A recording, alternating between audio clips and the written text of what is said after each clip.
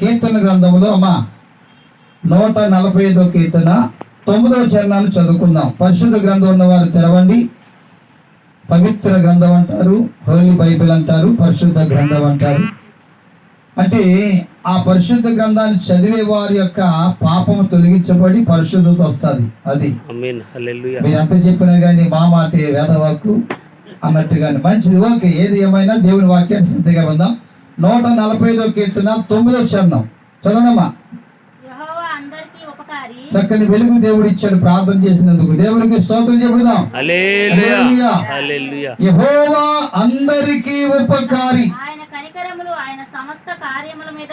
చూడండి, ఆయన అనగా జీవము కలిగిన దేవుని యొక్క కనికరములు ఆయన సమస్త కార్యముల మీద ఉన్నవి. ఇక్కడ ఆగుదాం. ఇక్కడ కీర్తనకారుడు చెప్తున్నాడు, యెహోవా అనే దేవుడు ఎట్లాంటి వాడు మీరు వినండి అని వివరిస్తున్నారు. యెహోవా అనే దేవుడు ఎలాంటి వాడు అని తెలియచేస్తున్నారు.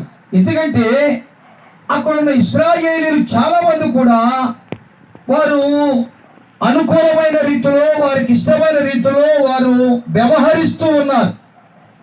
నా ఇష్టం అన్నట్టుగా జీవిస్తున్నారు. అందుకే బాబు మీకు కష్టాలు వస్తున్నాయి, అందుకే బాబు మీకు శ్రమలు వస్తున్నాయి, అందుకే బాబు మీకు ఇబ్బందులు వస్తున్నాయి. కాబట్టి యెహోవా ఎట్లాంటి వాడో వినండి, యెహోవా అనే దేవుడు ఎట్లాంటి వాడో తెలుసుకోనండి అని ఈ రాత్రి మనకు కూడా తెలియజేస్తున్నాడు. ఎలాంటి వాడు అంటామా? యెహోవా అందరికీ ఉపకారి. కొంతమందికైనా కాదు, అందరికీ ఉపకారి. ఒక కులానికైనా ఆయన ఉపకారి కాదే, ఒక మతానికైనా ఉపకారి కాదే, ఒక దేశానికైనా ఉపకారి కాదే, ఒక రాష్ట్రానికైనా ఉపకారి కాదు.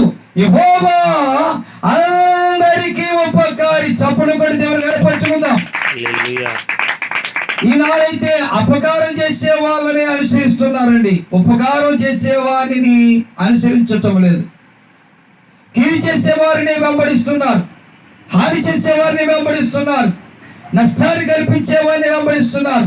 ఆనాడు కూడా ఇశ్రాయేలీయులు నష్టాన్ని కలిగించే వారిని వెంబడించి, కీడు కలిగించే వారిని వెంబడించి ఏమండి కుమిలిపోయారు, నలిగిపోయారు, వారు కష్టాల్లో ఉన్నారు. అప్పుడు దేవుడు దావీదు హృదయాన్ని ప్రేరేపించి ఆ మూర్ఖ ప్రజలకు ఈ వార్త తెలియచేయి, ఆ అజ్ఞానంలో జీవిస్తున్న ప్రజలకు ఈ మాటలు చెప్పు. ఏ మాటలు? యెహోవా అందరికీ ఉపకారి.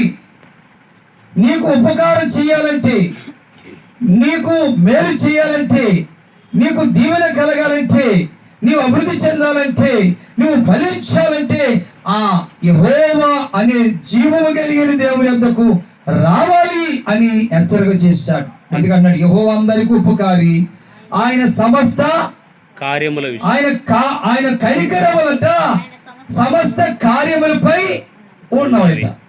ఆయన కనికరములు, కనికర సంపన్నుడు. ఆయన ఒకటి ఉపకారం చేసే దేవుడు, రెండవది కష్టాల్లో ఉన్న వారిపైన కనికరం చూపే దేవుడు, శ్రమలో ఉన్న వారిపైన కనికరం చూపే దేవుడు. ఒక విధవరాలు ఉంది. ఆ విధవరాలు భర్తను కోల్పోయి కుమిలిపోతూ ఉన్నప్పుడు కొడుకున్నాడు.